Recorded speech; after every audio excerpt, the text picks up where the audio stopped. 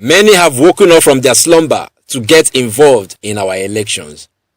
They want to make a change, but it seems that the powers that be have devised various means to frustrate the efforts of the electorate, thereby perpetrating their personal agenda to clinch power at all costs. This is a discussion for today. My name is ADS. Let's have this discussion already. Please watch this video.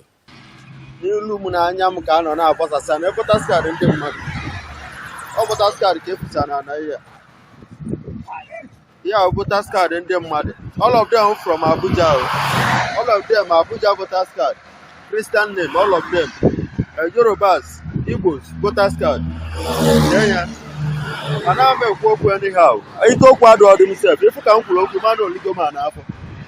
Nanya Munana can I ask voters card and them mad.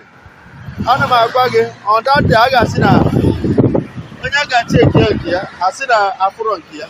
Now, voters card. All of them were Abuja. All of them were Abuja. In Agota.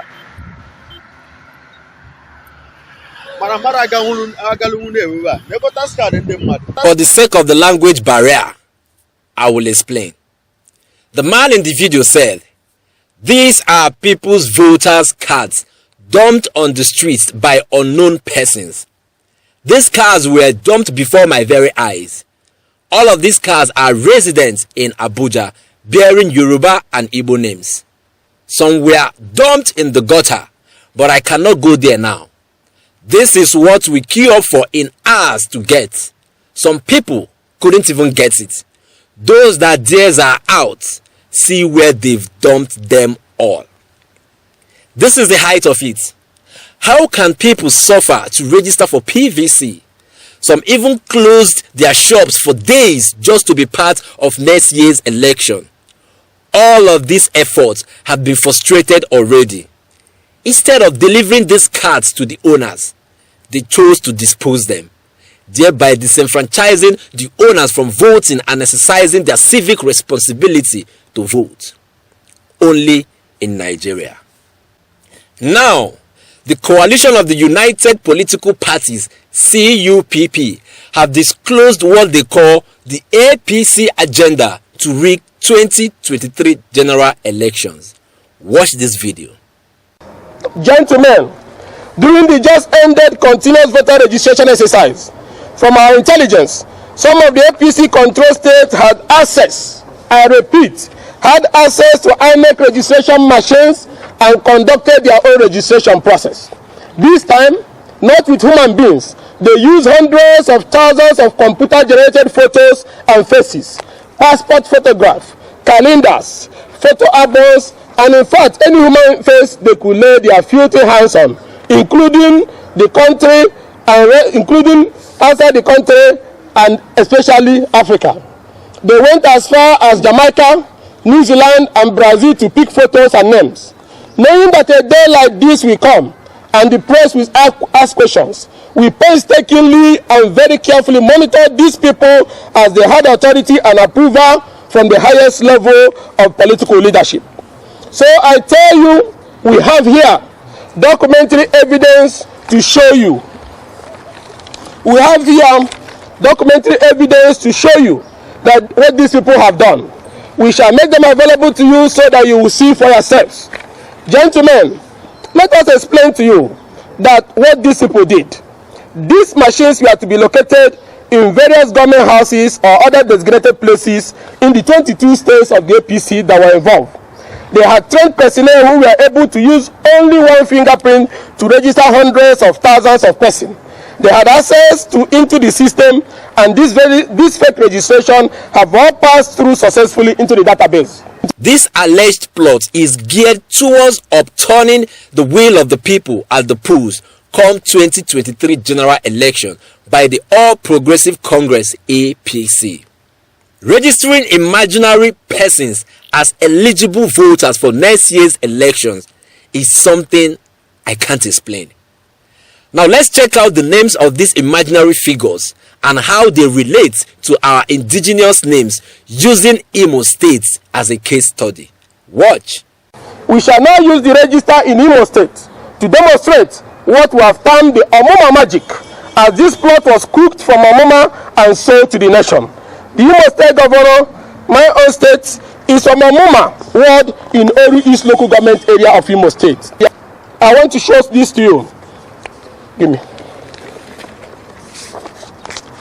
Can zoom your camera. This is an extract from the voter register. When you go to Oru East Omoma Central School 2, you will see names like Judge Shidana, a man's picture and female agenda. You will see names like Ghana Koki, a man's picture and female gender. You will see a name like Gosigo Faith, a man's picture and female gender. If you go also to Omoma Primary School, pulling in 01, you will see a name like Grifty Edem, a man with a female picture. If you go to pulling in 01, same Omoma, you see a name like Hans Bira, a woman's picture and a male gender. Then you continue also you go to Umuhu Primary School 001, you see a man's picture, female gender, a name called Lanley Allen. We're talking of Omoma where you have names like Nkechi Adak. Then you go to the same Umuhu Primary School, you see a name Luna Elomo, a woman's picture and male gender. You see another name Makati Yoso, Japanese name. You see a female picture and a man's gender. This is how all of them is. So I will give the copies to all of you and we'll share to Nigerians also.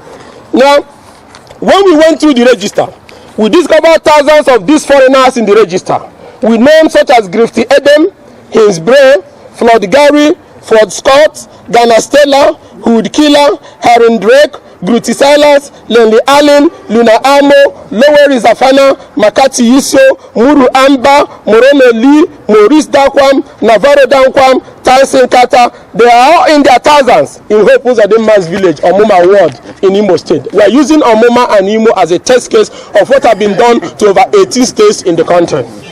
It is, however, very instructive that it will be discovered from the data in the register that we shall make available to you that all these fake registrants, both old and young, as can be seen from their photos, all have the same date of birth, 1983, including the grandmothers there.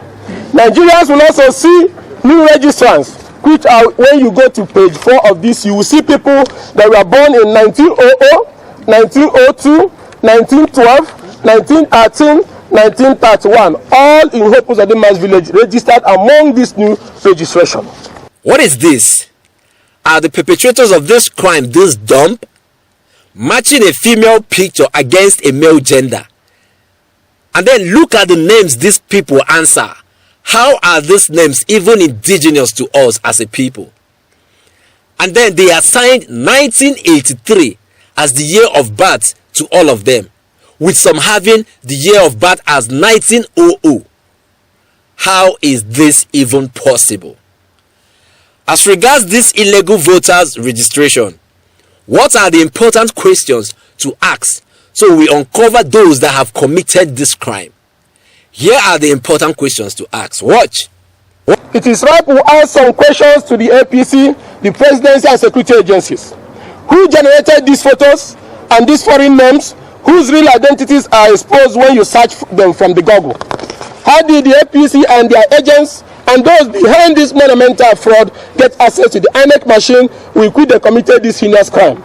How did this person have access into the INEC database to be able to upload these fake identities, particularly where many of them are discovered to be in the new polling unit created by INEC? The level of decay in our electioneering process is so alarming.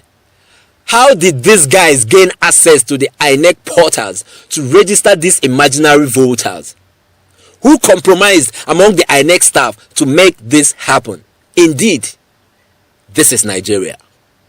Again, you will ask how this illegal registration will affect the outcome of the 2023 elections, since these imaginary voters cannot be accredited on election day to vote. The answer is simple. Watch. How would this affect election? If somebody can upload people from Australia, from China, from Japan, people born in 1900, 1916 into the new registration, it means that person has also devised a means to upload accredited figures into the machine to rig election, returning us back to where we were in 2011. Exactly.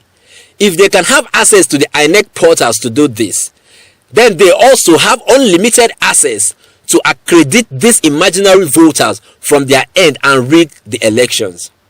Everything is hinged on the compromise coming from the INEC quarters. INEC must be answerable to this. Finally, do not be discouraged to come out and vote on election day.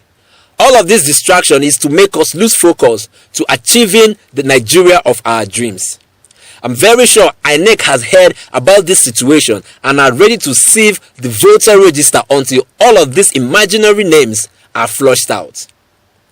INEC promised to be an unbiased umpire. The President Muhammadu Buhari also promised that next year's election will be free, fair and credible. They must stand up to their promise immediately. Please come out and vote. Your vote will count this time. I'll see you again.